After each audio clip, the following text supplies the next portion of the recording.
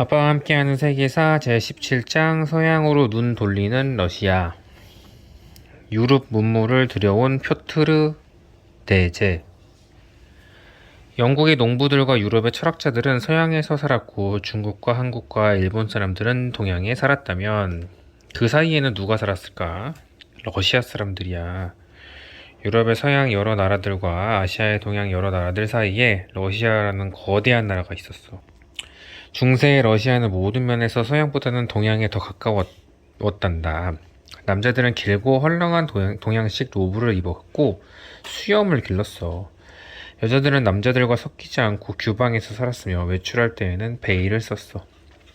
차르라고 불리는 러시아 왕들의 왕들은 중국의 황제나 일본의 쇼군처럼 절대 권력을 가지고 나라를 통치했단다. 그런데 17살의 나이에 권력을 장악한 청년이 서양으로 눈을 돌리기 시작했어. 흔히 표트르 대제라는 이름으로 더 잘 알려진 표트르 1세는 어린 나이에 러시아의 차르가 되었어. 표트르가 차르가 된 해는 펜실베니아 식민지를 세웠던 바로 그 다음 해였어. 그때 그는 고작 10살이었고 그래서 큰 누나인 소피아가 모스크바의 궁전에 들어가 권력을 장악하고 섭정으로서 러시아를 통치했어. 표트르는 시골로 보내졌어. 그는 시골에서 나무를 타거나 들판을 돌아다니고 아이들과 전쟁 놀이를 하면서 주로 시간을 보냈어. 그는 아이들을 연대로 나누고 각기 제복과 깃발과 북을 갖게 했어. 11살이 되었을 때는 진짜 대포를 가지고 전쟁 놀이를 했다는구나. 한편 소피아는 러시아 군대를 전쟁에 내몰고 차르의 왕관을 쓴 자신의 초상화를 그리게 하는 등 날이 갈수록 자기가 러시아의 진짜 차르인 것처럼 행세를 하고 있었어. 표트르가 17살이 되었을 때 소피아는 왕실 근위대를 꾸짖어서 시골에 가 있는 표트르와 그의 어머니를 공격해서 어떻게 좀 처리해달라는 식으로 말했단다. 그런데 근위대는 딱 거절했어. 그들은 독재를 일삼는 소피아에게 벌써 신물이 나 있었던 거야. 왕실 근위대는 러시아의 정통 차르인 표트르에게 충성을 바치겠다고 맹세했어. 겁이 난 소피아는 어느 수녀원으로 도망가서 거기서 죽을 때까지 나오지 않았단다. 드디어 표트르가 진짜로 러시아의 차례가 되었어.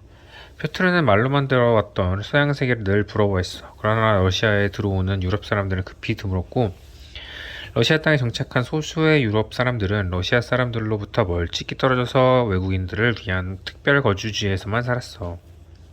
표트르는 유럽 사람들과 이야기라도 해보고 싶다는 생각에서 자주 그들의 거주지를 찾아갔단다. 한 번은 어느 집의 헛간에서 낡아서 고물이 된 영국의 돛담배를 보고는 아주 홀딱 반해버렸대. 표트르는 자기도 그런 배를 갖고 싶었어. 해군을 만들어서 유럽으로 진출하고 싶었고 러시아의 꿀과 밀랍과 가죽을 유럽에 가지고 가서 팔고 온갖 화려한 서양의 상품들을 사가지고 돌아올 선단도 만들고 싶었어. 그러나 표트르는 러시아 땅에는 배들이 드나들 만한 항구가 없기 때문에 배로는 서양으로 나갈 수 없다는 걸 잘 알고 있었어. 러시아의 북쪽 해안지대는 너무나도 추운 얼음판이어서 배들이 접근조차 할 수 없었어. 또 딱 하나뿐인 항구 도시 아케인젤도 한 해의 절반 동안 바다가 얼어붙는 곳이었어. 춥고 어두운 북극 지방의 겨울철에는 아침에 해가 떠 있는 시간이 하루에 고작 5시간이야. 얼마나 추운지 사람이 침을 뱉으면 그 침이 땅에 떨어지기도 전에 얼어버릴 지경이란다. 러시아는 따뜻한 항구가 필요했어. 표트르는 벌써부터 눈독을 들였던 곳이 있었어. 아조프 항구였어. 아조프 해를 벗어나면 곧바로 흑해로 들어서게 되고 흑해는 지중해로 통해 있어. 그 당시 아조프 항구는 오스만 투르크의 영토였단다. 그러나 표트르는 러시아 군대가 아주 쉽게 오스만 투르크를 무찌르고 아조프를 러시아의 영토로 만들어 볼 수 있을 것이라고 자신했단다. 그래서 표트르는 아조프로 군대를 이끌고 가서 항구를 지킨 요새를 포기했어. 그는 항복을 권유하는 편지를 써서 화살에 묶어서 요새로 날려보냈어. 그러나 오스만 투르크 사람들은 표트르의 권유를 비웃었어. 그 이유를 표트르는 곧 깨달았어. 오스만 투르크의 배들이 아무런 방해를 받지 않고 아조프 항구로 들어와서 요새를 지키는 병사들에게 식량과 무기를 공급할 수 있었던 거야. 한편 성벽 앞에 진을 친 러시아 군대는 식량과 탄환이 벌써 떨어져 가기 시작했어. 게다가 날씨는 하루가 다르게 추워졌어. 혹독한 추위와 함께 겨울이 다가오고 있었던 것이야. 페트르는 식량과 무기를 실어오는 오스만 투르크의 배들을 막지 않고서는 아조프를 빼앗을 수 없다는 걸 깨달았어. 그래서 그는 군대에게 모든 것을 다 그만두고 25척의 전함과 수백 척의 거룻배를 만들려고 명령했어. 봄이 오기 전에 병사들은 겨울 내내 죽을 고생을 당한 끝에 거대한 선단을 만들고 항해수를 익혔어. 이윽고 봄이 되자 겨울 한철 만에 급히 만들어진 이 러시아의 해군이 아조프 항구로 들어오려는 오스만 투르크의 갤리선을 막아냈어. 한편 요새를 포위한 병사들은 성벽에 돌더미를 쌓아 올리고 그 돌더미를 타고 요새 안으로 쏟아져 들어갔어. 오스만 투르크의 병사들은 터번을 벗어서 흔들며 항복했어. 아조프가 함락된 것이야. 표트르는 항구를 가지게 되었어. 그러나 그는 아직은 편안하게 서양과 교역을 할 수가 없었어. 아조프 해를 벗어나서 지중해로 들어가는 해협을 오스만 투르크의 군대가 지키고 있었기 때문이었어. 표트르는 해협을 지키는 그 군대마저 쫓아버려야겠다고 결심했어. 그렇게만 되면 서양으로 가가는 길이 환히 열릴 테니까. 그러나 표트르는 오스만 투르크의 군대가 계속 싸우기 위해서는 자기의 힘만으로는 되지 않는다는 것을 모르지 않았단다. 그래서 그는 유럽을 방문하기로 결심했어. 서양의 여러 나라들이 해군과 무역회사들을 어떻게 운영하는지를 직접 보고 배우려는 것이었어. 오스만 투르크와의 전쟁에 군대를 보내줄 나라가 혹시 있을지 않을까 기대도 했어. 그는 서양을 방문한 최초의 러시아 황제가 되는 것이었지. 표트르는 귀족, 관리, 하인, 선원 등으로 이루어진 대규모 방문단을 이끌고 서양으로 출발했어. 그는 먼저 러시아 바로 서쪽에 있는 폴란드를 방문하고 독일을 거쳐서 네덜란드와 영국까지 갈 계획이었단다. 그의 여행은 1년 반이나 걸렸어. 서양 여러 나라들의 앞선 문물을 배우느라 시간 가는 줄도 몰랐던 것이지. 프로이센에서 몇 주일에 걸쳐서 사격수를 배우고 네덜란드에서는 암스테르담에 있는 동인도 회사의 선착장에서 넉 달 동안이나 직접 노동을 하고 영국에서는 또 넉 달 동안 선착장에서 일을 했대. 런던탑과 조폐국을 둘러보고 왕립 학회의 회의를 참가하고 심지어는 퀘이커 교도들의 모임에 참가해서 팬을 만나기도 했다는구나. 표토는 나중에 어느 신하에게 이렇게 말했대. 나라를 위해서 싸우지 않겠다는 자들이 대체 무슨 소용이람? 러시아의 황제를 만나본 서양 사람들은 그의 놀라운 호기심과 빠르게 회전하는 두뇌에 감탄했지만 어쩐지 그를 야만스럽고 징그럽다고 생각했대. 무엇보다도 그는 술을 엄청나게 마셔댔다는구나. 브랜드, 보드카, 포도주, 맥주 그야말로 종류에 상관하지 않고 마셨대. 그리고 그의 옷은 깊고 꿰맨 자리가 수두룩했는데 몹시 지저분했대. 또 그는 친하고 간에 마음에 들지 않으면 아무 때나 주먹으로 치고 발로 찼대. 그는 또 순전히 재미로 어느 신하에게 거북 한 마리를 통째로 먹이기도 했다는구나. 무도회에서 표토를 만났다는 독일의 어느 귀족 여자는 이렇게 썼어. 그는 태도가 촌스러웠다. 러시아에서 그렇게 그에게 식탁 예절을 가르쳐주는 사람이 아무도 없었으리라는 걸 금방 알 수 있었다. 표토르는 새로운 사상과 문물을 잔뜩 배워가지고 돌아왔어. 우선 그는 외모부터 서양 사람처럼 가꾸고 수염을 깎아버렸대. 그리고 보야르라고 불리는 귀족에게도 수염을 깎으라고 명령했어. 그는 러시아 사람들이 동양 사람들에게 더 가까운 모습이 된 것은 그 무성한 수염 때문이라고 생각했던가 봐. 러시아 귀족들은 그렇게 생각하지 않았어. 그들은 유럽 사람들처럼 외모를 가꾸고 싶지 않았고 무성한 수염은 신과의 특별한 관계를 상징하는 것이라고 믿었단다. 그러나 표토르는 막무가내였어. 그는 가는 곳마다 가위를 들고 다니면서 아직 수염을 그대로 기르고 있는 귀족들을 보면 그 수염을 냉큼 깎아버렸다는구나. 귀족들 중에는 수염이 없으면 천국에 들어가지 못할 거라고 생각한 나머지 그 수염을 특별히 만든 자루에 넣어서 잘 간수해두는 사람도 있었단다. 나중에 죽어서 관 속에 눕혀질 때 그 자루를 넣어달라는 것이었지. 표트르는 또 귀족들에게 서양식 옷을 입으라고 명령했어. 그리고 아직도 길고 헐렁한 동양식 옷을 입은 자를 보면 얘의 그 가위로 길게 늘어진 옷소매와 옷자락과 소매자락을 싹둑싹둑 잘라버렸어. 그는 또 여자들이 이제는 그만 베일을 벗어던지고 남자들과 자유롭게 어울리기를 원했고 심지어 여자들이 가정교사를 고용해서 남자들과 똑같은 교육을 받기를 원했다는구나. 표트르는 러시아 사람들의 외모와 행동이 서양 사람들처럼 되기를 원했지만 그렇다고 정말로 그들이 서양 사람이 되는 것을 원하지 않았어. 프랑스와 영국과 스페인 같은 나라의 철학자들은 인간은 누구나 평등하다고 가르치고 통치자라고 해서 무엇이든지 자기 마음대로 할 수 없다고 가르친다는 걸 잘 아는 표트르는 러시아 사람들이 그 점에서만큼은 서양 사람들을 닮아서는 안 된다고 생각했던 것이야. 서양으로 가는 항구를 차지한 표트르 대제. 표트르의 유럽 여행은 성공이었어. 서양의 여러 나라들에 대해서 속속들이 알게 되었기 때문이야. 그러나 한편으로는 실패라고도 말할 수 있었단다. 표트르가 오스만 투르크의 군대와에서 전쟁을 지원해달라고 부탁했지만 어느 나라로부터도 약속을 받아내지 못했기 때문이야. 표트르는 아주푸 항구를 가지고 있었지만 그래도 지중해로 나갈 수가 없었어. 그는 전함을 86척이나 가지고 있었어. 하지만 그 배들이 나갈 곳이 없었단다. 표트르는 서양의 지원을 받지 못한 상태에서 오스만 투르크와 계속 싸워봤자 이기지 못하리라는 걸 잘 알고 있었어. 그래서 그는 서양으로 진출할 만한 다른 길을 찾기 위해 계속 지도를 들여다보았어. 그런데 그의 배들이 서양으로 가기 위한 다른 길은 딱 하나, 발트해로 나가는 것 뿐이었단다. 문제는 발트해 연안을 스웨덴이 모두 장악하고 있다는 것이었어. 그래서 표트르는 스웨덴과의 전쟁을 선포했어. 스웨덴과 바로 붙어있는 나라 덴마크, 노르웨이가 표트르와 함께 합세했어. 덴마크와 노르웨이와 스웨덴은 한때는 한 사람의 국왕의 지배를 받았으나 어느 때 스웨덴이 떨어져 나가더니 날이 갈수록 강대해지고 탐욕스러워졌어. 덴마크, 노르웨이 사람들은 러시아와 힘을 합치면 그 강력한 스웨덴을 주저앉힐 수 있을 것이라고 생각했던 것이야. 표트르는 고작 몇 주 만에 스웨덴을 무너뜨릴 수 있다고 자신했어. 무엇보다도 이제 겨우 19살밖에 안 먹은 칼 12세가 지휘하는 스웨덴 군대를 아주 얕보았던 것이지. 칼 12세는 요란한 파티를 즐기고 무모한 짓을 즐긴다는 소문이 퍼져 있었어. 그러한 허풍을 마구 치는 사람을 얘기해요. 그러한 애송이가 군대를 제대로 단속해서 외적을 능히 막아낼 턱이 없다고 보았던 것이지.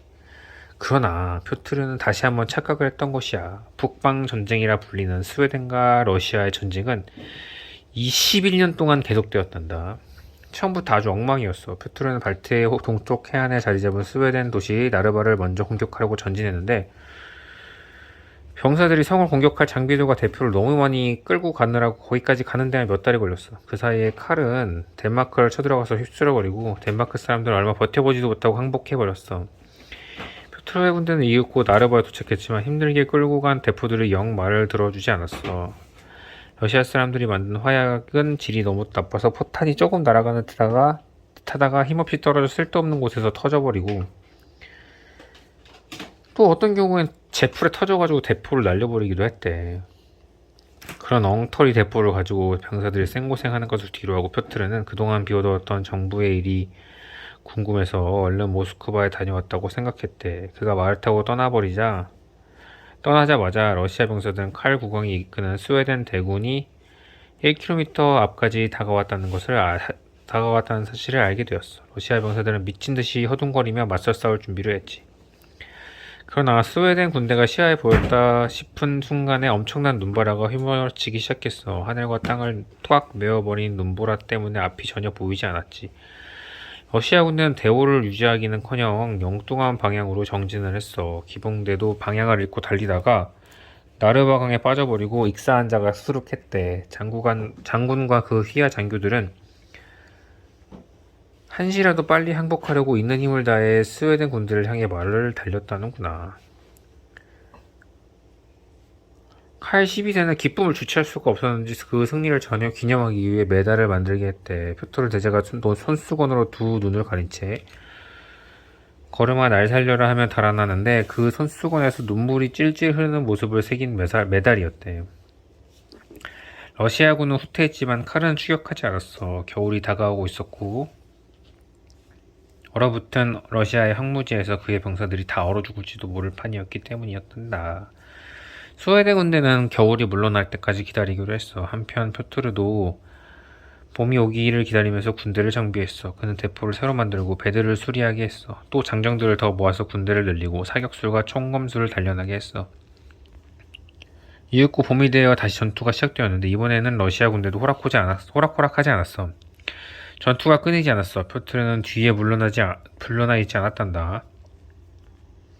그는 이전선 저전선을 돌아다니면서 병사들의 사기를 북돋우고 공격의 맨 앞에 서서 전함들을 지휘하고 심지어 부서진 전함들을 수리하는 작업을 직접 거들기도 했단다.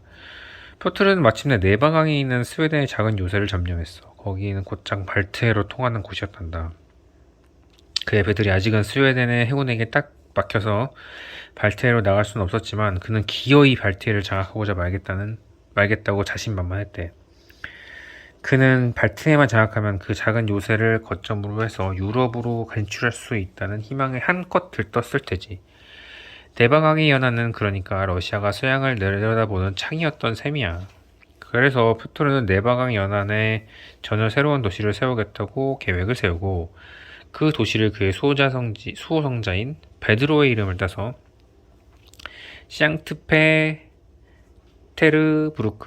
샹트페테르부르크라고 부르기로 했단다. 샹트페테르부르크가 들어설 그곳은 온갖 물새들이 노는 갈대밭에 모기떼가 득실거리는 진흙탕이었어. 제목으로 쓸 나무도 없고 기초를 놓을 돌도 없었어. 처음에 표토르는 방이 딱 3개뿐인 작은 오두방을 지어놓고 그것을 그의 새로운 궁전이라고 불러야 했단다. 구부정한 나무들을 가지고 둘러친 벽을 벽돌로 쌓은 것처럼 보이게 하려고 칠을 했고 난로도 없었다는구나. 그러나 표토르는 실망하지 않았어. 그는 유럽의 어느 도시에 못지않을 만큼 거대한 도시의 모습을 벌써부터 상상 속에서 살펴보고 있었단다. 스웨덴과의 전쟁이 느릿느릿 진행되자 표토르는 당장 급하지 않은 병사들을 모두 공사장에 보냈어. 또 촌민들과 스웨덴 포로들도 공사장에 몰아넣었는데 급료를 거의 주지 않았기 때문에 그 사람들은 굶어 죽지 않으려고 틈만 나면 남의 음식을 훔치거나 구걸을 했대. 그들이 아득히 먼 곳까지 나가서 나무와 돌을 눈에 보이는 족족 주워와야 했단다. 그런데 손수레마저도 없는 형편이어서 기다란 외투자락에다가 돌을 담아가지고 와야 했대. 표토르가 새 도시를 짓는데 몰두하고 있는 동안 칼 12세는 전략을 가다놓고 있었어. 표토르가 상트페테르부르크를 짓는 공사를 시작한 지 6년 후에 칼이 러시아로 쳐들어갔어. 러시아 군대는 후퇴했어. 스웨덴 군대는 러시아 땅 깊숙이 추격했어. 그러나 벌써 가을이 깊어져 있었고 곧 다가올 겨울은 특히 추울이라는 징조가 속속 나타났어. 칼의 병사들이 러시아의 겨울에 대해서 수군거리기 시작했어. 얼마나 추운지 날아가던 새들이 갑자기 얼어붙어서 꼭 돌멩이처럼 우수 땅에 떨어진다는 것이었어. 승리의 예감에 도취되어 몹시 흥분한 칼은 군대를 계속 진군시켰어. 러시아 군대는 계속 후퇴했는데 추위를 피해 몸을 숨길 곳이라곤 사방을 둘러친 벽에 아주 작은 출입문이 하나 있는 작은 고을 말고는 아무것도 없는 곳으로 갔어. 그러니까 러시아 군대가 스웨덴 군대를 그곳으로 유인한 것이었어. 그리고 과연 기온이 곤두박질 쳤어. 기억도 하기 싫을 만큼 끔찍한 추위가 러시아의 표원에 몰아쳤어. 스웨덴 병사들이 그 고을의 좁은 문으로 꾸역꾸역 기어들어가는데 군대 전체가 다 안으로 들어가는데 사흘이 걸렸어. 사흘 동안에만 거의 3,000명이 얼어 죽었고 코와 귀와 손가락에 발가락 동상에 걸리지 않은 사람이 없었다는구나. 러시아 군대는 그 고을과 가까운 곳에서 안전하게 진을 치고 있었어. 두꺼운 모피웨트와 뜨뜻한 군화와 방한 텐트가 추위를 막아주었지. 그렇게 펄펄한 군대가 이제는 너무도 허약해진 스웨덴 군대와 맞붙었으니 결과는 보지 않아도 알 수 있지 않겠어. 1만 명의 스웨덴 병사들이 포로가 되거나 죽어버렸대. 칼 12세는 그래도 항복하지 않았어. 전쟁에 진전이 없이 더디게 계속되었어. 그로부터 4년 후에 칼은 아무 의미도 없는 전투 중에 그만 빗나간 탄환에 맞아 죽었단다. 칼 12세가 죽자 스웨덴 군대는 그제야 전투를 포기했어. 그들은 발트해의 동쪽 해안 일대를 표트르에게 내주었어. 마침내 러시아가 서양으로 나갈 수 있는 창문이 활짝 열린 것이지. 표트르는 러시아를 서양의 어느 나라에도 못지않을 만큼 부유한 나라로 만들기 위해서 성심을 바쳐서 노력했단다. 그는 운하를 파고 공장을 짓고 제염소를 짓고 제철소도 짓고 광산을 개발했어. 또 유럽의 장인들을 불러와서 러시아 사람들에게 온갖 옷감과 칠기 같은 제품을 만드는 비결을 가르치게 했어. 그는 또 상트페르부르크를 새로운 수도라고 선포하고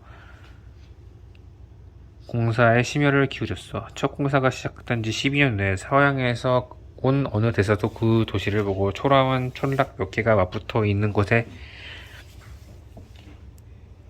공사가 지났던 지 12년 후에 서양에서 온 어느 대사는 그 도시를 보고 초라한 촌락이 몇 개 맞붙어 있는 곳에 지나지 않는다고 비웃었대. 그런데 10년이 지난 후에 바로 그 대사는 상트페테르부르크를 보고 웅장한 궁궐들이 즐비한 세계의 새로운 놀라움이라고 감탄을 되풀이했다는구나.